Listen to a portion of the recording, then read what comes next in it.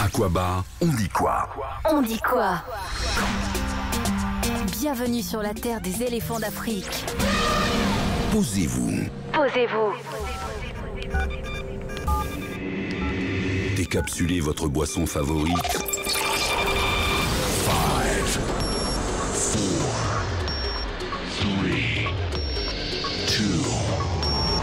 3, 2, 1. Oubliez vos gourmands et appréciez ce podcast.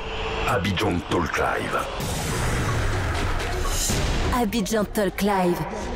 Chaque fin de semaine, enregistré depuis nos studios à Trècheville. Venez découvrir toutes les actualités Et les histoires qui comptent. Bienvenue à ce tout nouveau épisode d'Abidjan Talk Live, fièrement enregistré depuis nos studios à Trècheville. On espère que vous allez tous bien, que, encore une fois, hein, je me répète, mais c'est pas grave que vous soyez en voiture, au sport ou tout simplement à la maison. On espère que vous passez toujours un bon moment avec nous. Et nous, on est contents encore de revenir pour ce 11e épisode. On est très fiers de savoir que vous êtes de plus en plus nombreux à nous écouter et à nous faire parvenir un peu vos petits retours qui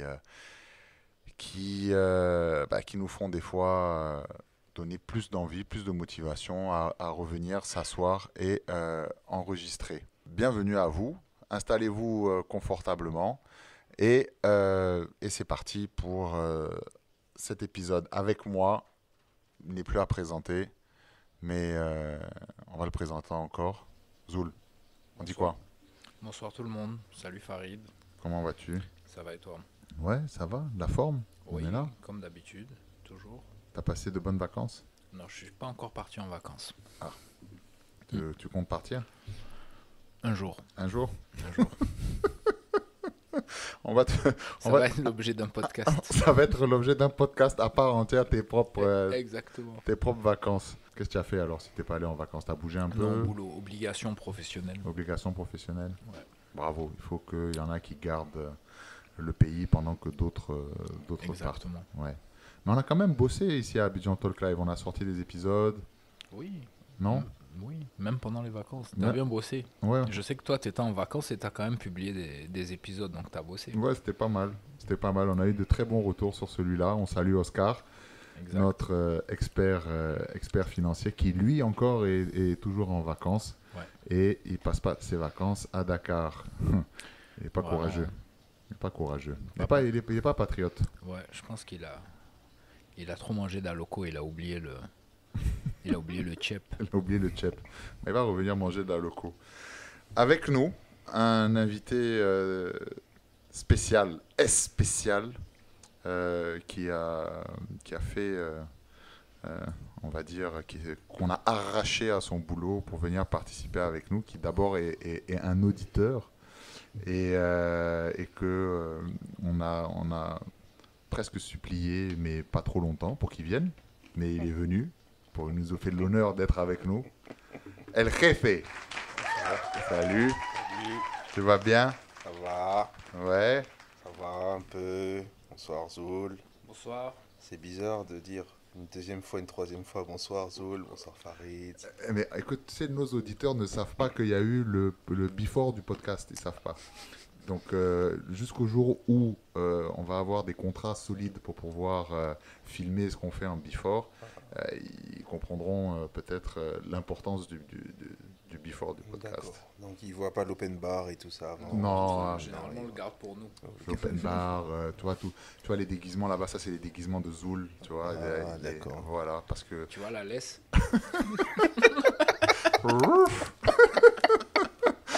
Donc voilà, comme tu peux le constater, hein, je te tutoie certes, mon ami auditeur, on a démarré sur les chapeaux de roue dans cet épisode-là. Donc, avec moi, El Jefe et Zoul, pour parler encore une fois de nos expériences un peu ivoiriennes, toujours mettre en avant ce prisme, à travers ce prisme-là, un peu notre retour pour ceux qui sont revenus ou pour ceux qui sont toujours en Côte d'Ivoire. Donc bon, nous, ça fait quelques épisodes, nos auditeurs nous connaissent un peu, mais ne te connaissent pas, le Réfé.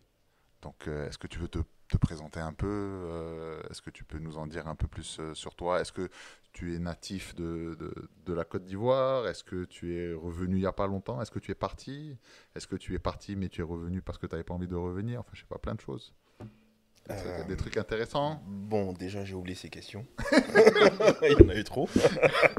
Non, mais c'est pour que tu puisses un peu... moi aussi, il n'y a pas que vous qui pouvez boire. Moi aussi, voilà, pause, je bois. À toi. D'accord, ok. Donc, moi, c'est El Réfé. Je suis né au Wakanda. Non, je plaisante. Je suis né en Côte d'Ivoire. On a des auditeurs américains, hein, peut-être qui pensent que c'est vrai. Oui, voilà, ouais. tout à fait. Oh, mais le Wakanda existe vraiment. C'est Oui. une province. Hein. D'accord, ok, donc oui, ok. Tout à fait. Tu nous montreras sur la carte. Voilà, Zoul. oui. C'est une province congolaise. Oui, tout à fait. Oui, c'est vrai. D'accord. C'est vrai, tout à fait vrai. Google is... Non, Google je is connais pas, je connaissais Si. pas.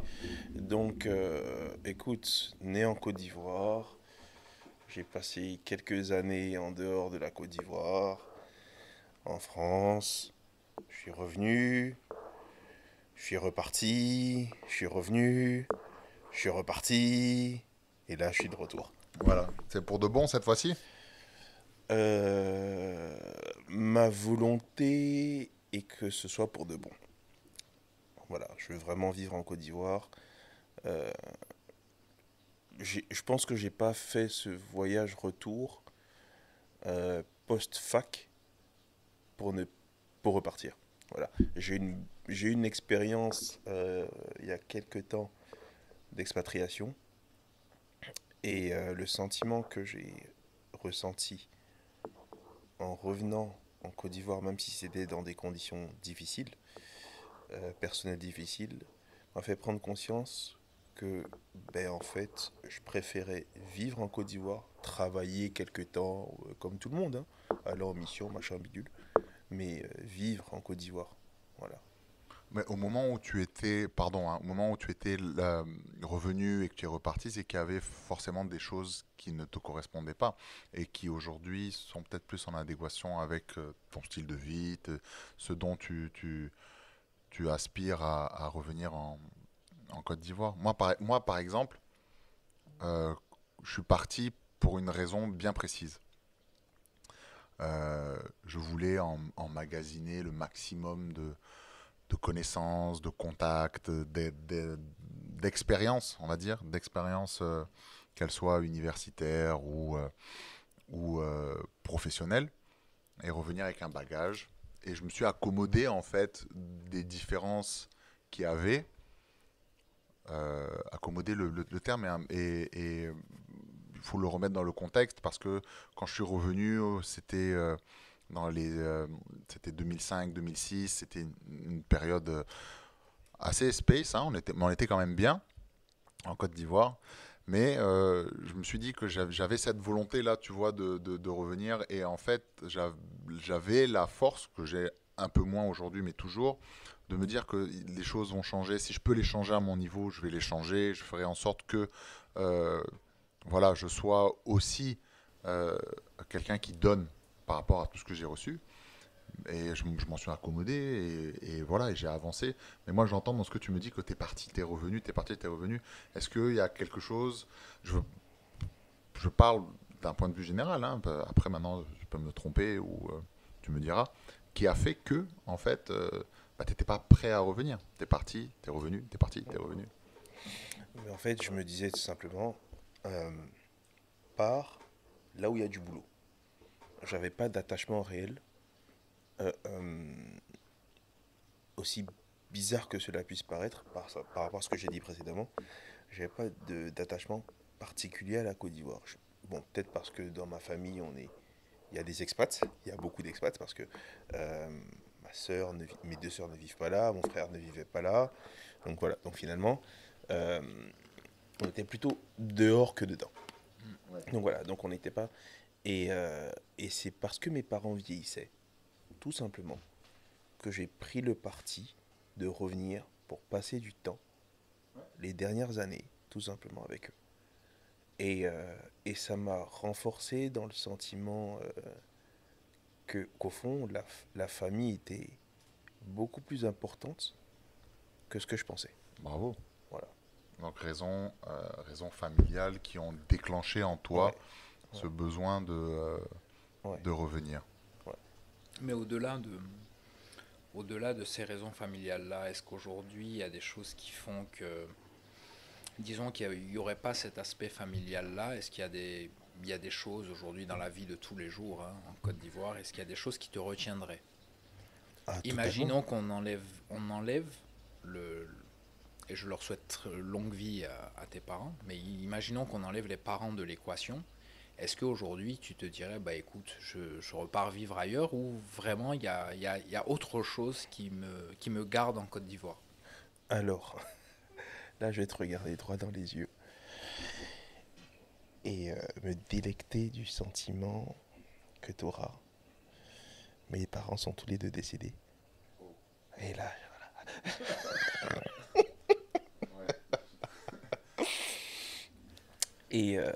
Et finalement, ça me renforce dans la croyance que j'ai bien fait. Voilà. Et je ne regrette absolument pas d'être revenu. Ma situation actuelle, que ce soit professionnelle, personnelle, amoureuse, me renforce à chaque seconde sur mes choix. Et j'en suis très, très, très, très, très heureux. Parce que j'ai pu être là quand ma mère est partie, il y a déjà 10 ans. Mon père est décédé il y a quelques mois. Et c'est marrant parce que j'étais en expatriation. Je suis revenu pour lui, parce qu'il était malade. D'accord. Et j'ai accepté aucune mission, mais aucune mission. Et la première mission que j'ai acceptée, eh ben, il est décédé pendant que j'étais pas là. Donc tu vois, oui, ça a duré voilà, quelques semaines, ça peut revenir de temps à autre, ce petit sentiment de culpabilité, mais c'est la vie. Mais par contre, ça met en parallèle le fait que ben, voilà, je suis content d'être revenu, d'avoir passé ces instants avec lui, que mon fils aussi ait pu voir son grand-père, etc. Donc voilà, hormis la famille. Ouais. Alors, c'était la question, hormis la famille, eh bien, tout. Il n'y a qu'à passer la tête par la fenêtre. Mais tout te donne raison d'être revenu. Et c'est ce que je dis aujourd'hui aux gens qui sont à l'extérieur. Je leur dis, mais les gars, venez. Hier, c'est passé. Aujourd'hui, c'est trop tard.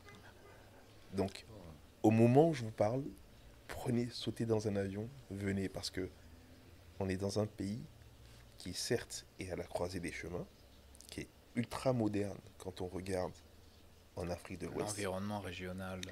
Qui est en Afrique, donc qui est très traditionnel, mais donc ça veut dire qu'il y a plein de choses à faire.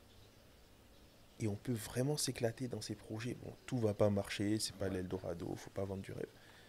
Mais il y a la faculté de faire. Il y a la possibilité Il y a la d'essayer. possibilité de faire. Il y a le champ des possibles qui est ouvert, comme on dit, chez les gens intelligents. Et ça, c'est top. Ouais, j'aime beaucoup vulgariser ce que tu dis parce que je suis à 100% synchro avec toi. Moi, c'est un peu voilà, je suis encore un peu dans l'émotion, mais moi, c'est à peu près pareil que toi avec ma mère qui est aujourd'hui partie il y a plusieurs années et que en revenant, j'ai passé beaucoup de temps avec elle et donc voilà, c'est la vie qui est comme ça. C'est ce que tu as dit, tu as bien résumé la chose et force à toi toujours de toujours avoir ce mindset là assez important. Et pour revenir à ce que tu disais, pour vulgariser un peu, la Côte d'Ivoire est l'un des rares pays, à tort ou à raison, on en parlera peut-être un peu plus tard dans ce podcast-là, où on peut rentrer avec un visa touristique, s'y installer, et avec une table, juste une table, qu'on va mettre sur un trottoir ou sur un coin de rue. Bon, dans le grand Abidjan aujourd'hui, l'Abidjan centre, c'est de plus en plus difficile parce que Il n'y a pas de trottoir. déjà, mais il y en a plus qu'à Dakar, crois-moi. Ouais, c'est vrai. Il y en a plus qu'à Dakar, spécial dédicace. Et où n'importe qui, en fait, avec une préparation faite à la maison, que ce soit de la nourriture, que ce soit un objet d'art, que ce soit, peut, en fait, commencer un business. Je ne vais pas dire en vivre. Il y en a qui en vivent en dehors d'Abidjan, beaucoup. À Abidjan, aujourd'hui, on est choco à Abidjan. Il y a des choses où, voilà, on peut se faire livrer, mais on ne veut pas forcément voir d'où ça vient, etc. etc. On est devenu un peu choco à Abidjan. Mais c'est vrai que quand on sort d'Abidjan, moi qui ai un peu l'opportunité de sortir au moins une fois par 2-3 semaines d'Abidjan, et quand je dis sortir, je ne dis pas aller à Assini. Assini, c'est le grand Abidjan. Aller dans les villes de l'intérieur, voir qu'il y a la possibilité, ce qu'on appelle les bords-champs, ne serait-ce que pour les produits vivriers, que ce soit pour les fruits, que ce soit pour les poissons, que ce soit même pour des objets d'art qui sont faits à la maison de façon artisanale. Il y a la possibilité aujourd'hui, avec une table, de pouvoir démarrer une aventure entrepreneuriale. Et donc c'est bien et c'est pas bien, mais juste pour aller encore dans l'appel que tu es en train de lancer à cet auditeur-là qui est calé Bien au froid. Bien au froid. Bien au froid. Il ne sait pas s'il doit, pleurer ou pas. L'avion qui a été shooté entre Kiev et Saint-Pétersbourg. Si le prix du gaz ne sera pas augmenté. Et voilà. Attention, c'est bientôt la rentrée. Voilà, exactement. Donc, qui hésite. C'est aller dans ce sens-là de dire, tu vois, regarde gars, tu réfléchis trop en fait. Déjà, tu es chez toi, à la base. Donc ça, on ne te l'enlèvera pas. Tu vas avoir un petit temps d'adaptation, forcément. Mais après, tu peux avoir même une idée pourrie.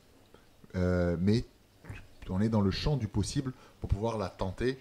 Et peut-être qu'elle n'est pas si pourrie que ça. Peut-être que le plan initial était celui-là. Et en route, ben, tu verras d'autres réalités et tout. Donc moi, je suis content quand j'entends... Quand je t'entends dire ça, parce que il faut qu'ils reviennent, parce que ce pays-là a besoin de toutes ses forces, surtout aujourd'hui, pour pouvoir bien prendre en main son destin. Putain, c'était vraiment un discours à la Mister Côte d'Ivoire, quoi. Non, tu as eu le même discours que le président de la République en France. Non, mais on n'est pas en France, là. Il y a quelques années. Non, mais le président ivoirien. Ah, ok. En France, quand il a demandé à la diaspora de venir, je ne sais plus à quelle occasion, mais il avait dit ça.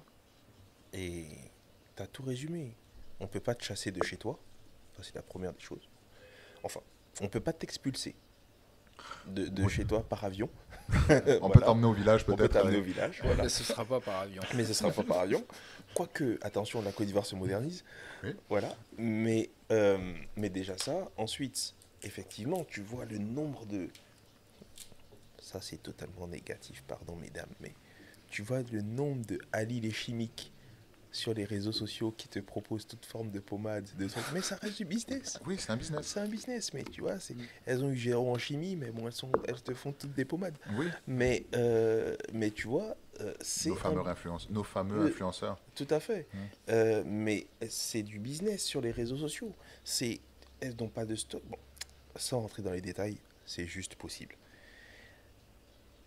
Entre guillemets, à moindre coût, il y a des entre guillemets success story, parce que si tu n'as pas grand chose, on va juste réduire un peu le champ. Si tu n'as pas grand chose, tu viens d'une commune qui est vraiment populaire, etc., que tu as 1000 francs par jour pour vivre, et que tu passes tout d'un coup à 10 000 parce que tu as un petit business sur les réseaux sociaux, mais c'est un x10. Hein. Mais voilà, exactement.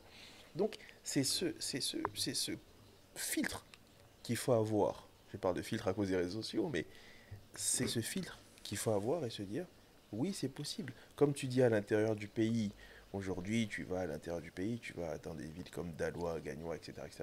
Tu vas à Ferké, tu vas à Kourougo, tu vois. Tout ça, moi, je le voyais quand j'étais plus petit. Bon, c'était particulier parce que tu pouvais aller en avion à Kourougo, passer le week-end pour pas grand-chose, revenir sur Abidjan. C'est vrai. Mais il y a eu ce creux. Il y a eu ce creux énorme. Il y a eu cette guerre en Côte d'Ivoire parce que c'était une guerre. Et aujourd'hui, de 2011, 2012 à 2023, vous imaginez, ça fait 11 ans. Et 11 ans après, regardez la santé économique de ce pays. C'était un... Non, c'est clair. C'est plus qu'une renaissance. C'est plus qu'une renaissance. Je crois que la Côte d'Ivoire affiche un taux de croissance, alors pas en Afrique, hein, un des meilleurs taux de croissance du monde. Hein. Oui. Il y a alors, il faut apprendre avec des pincettes parce qu'aujourd'hui, on ne sait jamais réellement quelle est la source ou quel est le but de toute information qui nous parvient. Un magazine américain qui disait que un des pays où le taux de bonheur, je ne sais pas comment on va mesurer le taux de bonheur, mais en tout cas de joie de vivre et où il fait bon et où on est heureux d'y vivre, un magazine américain plaçait la Côte d'Ivoire comme un pays en tête de liste, numéro 1. Ouais, mais ça c'est normal. Parce que le journaliste, en fait, sortait de Yopougon. Ah oui. Tu vois, il avait passé le week-end à Yopougon. Et là, il a dit, là, c'est bon. Ouais, non, très très bien. Franchement. Pour ceux qui ne savent pas, Yopougon, c'est un quartier populaire qui est réputé pour faire la fête à Abidjan. Voilà. Ouais, c'est vrai. On a des auditeurs qui ne connaissent pas Yopougon et qu'on invite à venir et à découvrir. Abidjan, la joie de vivre, et puis voilà.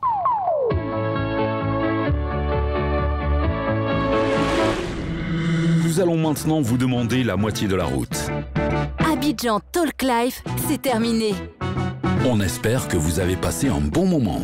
Posez votre bière et reprenez une activité normale. N'oubliez pas de vous abonner sur Apple Podcast, Google Podcast, Spotify et de commenter sur notre profil Instagram. Découvrez de nouvelles actualités et histoires au prochain numéro.